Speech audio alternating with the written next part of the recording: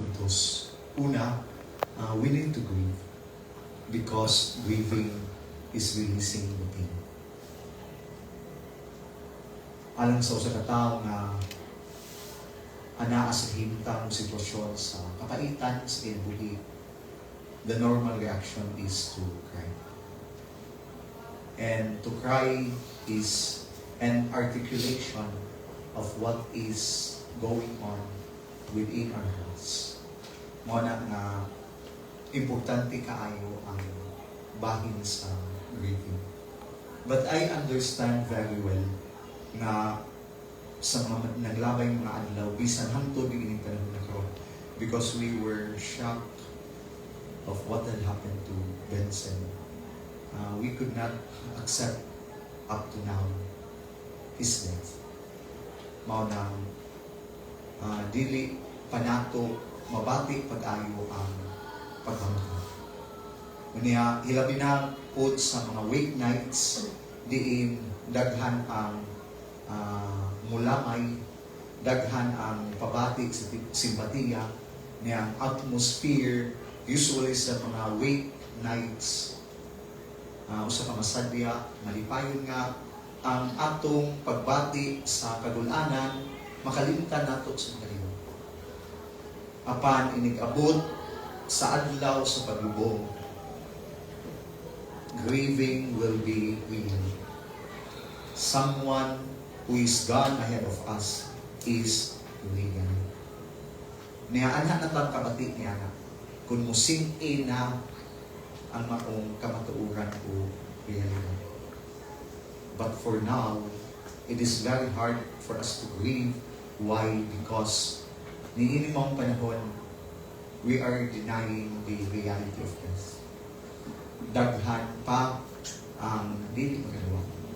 Daghan pa ang wala pa makadawat nga wala na si Benson uban kanito. That is why I would like to invite the family, his close friends, let us grieve because grieving is releasing the pain. May usan siya kapamaagi na mahupay, mapuypoy ang sakit na atong ibati diha sa atong lugar. We could not contain hangtod-hangtod. Kinahanglan nga atong ipagula ang maong kasakitan na naa sa atong lugar. Don't be afraid to cry. Don't be ashamed to grieve because it is a normal reaction for a person who is in pain.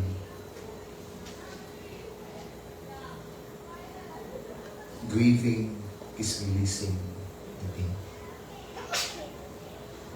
Ikaduha, dili lamang kita mo grieve sa income. But what is also important is that we need to recall and to reminisce those good memories na sa diyang buhi pa siya. Importante kaayo ang pagdugdog. Importante kaayo ang paghandog. And I know you have different stories to tell. A personal encounter with Benson. And it is very important to retell those stories, those beautiful stories. Not just the last moment sa iyong kinabuhi, dili lang paghisgot unsa siya nga paagi na namatay o kanusa siya namatay, kundili giunsa niya pagpuyo ang iyang kinabuhi ni ininalimutan. Usa sa may padala na ako din karon ang community sa tourism. Niya usa sa mga membro ni ini ang akong pag-umangkon, si Ina, nga suod kaayo sa ni Benson. From time to time, si Benson mo adto na sa among balay dito sa St. Joseph Village, dito sa Dagulampas. Niya na sila yung maluwa magpa-sintipid si Benson ni Ina sa akong pag-umangkon. niya kadtong gasakit ang brother-in-law nga tagalapas bana sa aming igsuon kanang ni kuha ni o hospital bed niya sad to say nga wa magamit ang mga hospital bed kay namatay ang brother niya si Benzel ang ilang pamilya mo miuli atong hospital bed nagigamit sa ilang papa. So kanang ni chat na akong pagumangkot atong Friday ni mo nako siya call kanang na ako'y friend suod kaayo nako and I'm so sad now tungod kay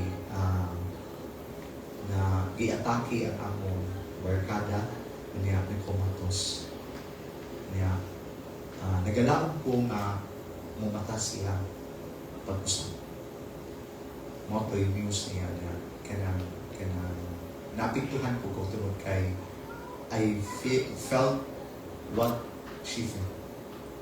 Mo tong the following day text yan ako call kanang misamot ko kagubol kay namatay na si Benson.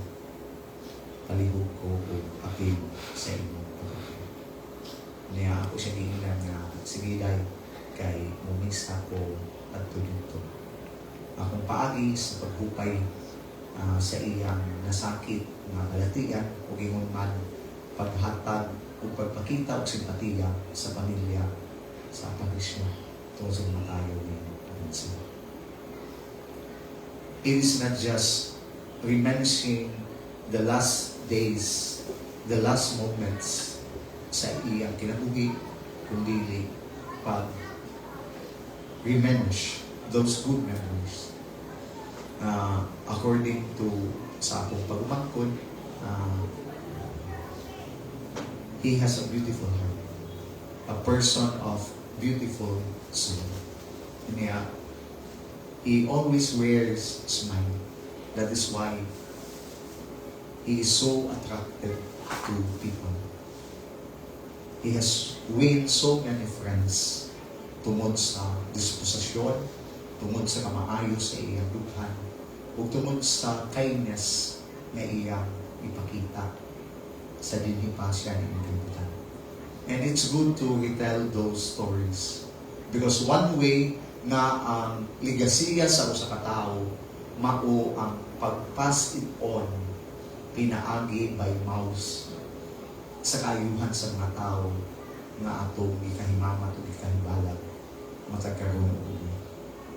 Aron mabuhi ang iyang handumanan, kamo kita nga nagailakan niya atong istorya ang mga sugilano ang atong mga kasinatian together with Benson. And that is one way also of healing the wounds and brokenness brought by death. Nga dili lamang ta magbamutan, dili lamang ta maghila, kundi we can still afford to smile. Why? Because we remember those good memories. Ikatulog katapusan, dili lamang ta magbamutan, dili lamang ta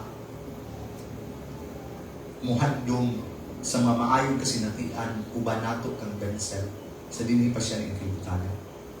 But much more, we remember him in our prayers. That is why we gather today. That is why we offer this prayer for his eternal purpose. Naghiusa ta, dili lamang basta naghiusa, kundi naghiusa kita niining halandumon o mahinungdanon nga buhat natong mga Katoliko. Mao ang buhat sa paghalad ug pag-apo ngadto sa Dios alang sa kapahulayan sa mga kalag nga namamatay, hilabi na ang kalag ni Benson. And what we are doing now is we are offering this Mass as the highest form of prayer. Dili lamang basta pag-ampo, kundi labaw sa tanan kining maong misa, kaya misa mao man ang ginatasan nga ekspresyon sa atong pag-ampo nato sa Diyos. And for us Catholics, we believe in prayer. Na ang mga kalag na anaa pa sa purgatorio, na nagapaabot pa sa hukom sa Diyos, na pinaagi sa atong mga pag-ampo, makahawas sila diha sa mga kasakitan o diha sa paglinis sa mga kasalanan. Kay walay kalag nga makaadto dito sa langit nga dili totally cleansed and purified by the love of God and by our prayers. Mao na nga kita nagalaom, kita nagatuo. That is why we gather here today, because we are a people of faith. We're people of hope. Kay wa pa tay pagtuo, wa pa ta mulaom alang sa kabanhawan sa mga nangamatay nang wala unta kita dinhi karon. But because we gather, it is just a manifestation, it is just an expression of a community of faith, a community of hope, tungod kay nasayo kita nga adunay tugamadon. And the readings of today has tell us of this reality and truth nga ang pagbanhaw tinuod kayo o ang tuburan ni inimong pagbanhaw mao si Kristo Jesus. That is why in this Mass we cling to the mercy and the compassion of God. Aron si Benson kaluyan unta sa Ginoo ug hiusahon na siya dito sa ginharian sa langit. Amen. Palihog manindog alang sa katilimbanan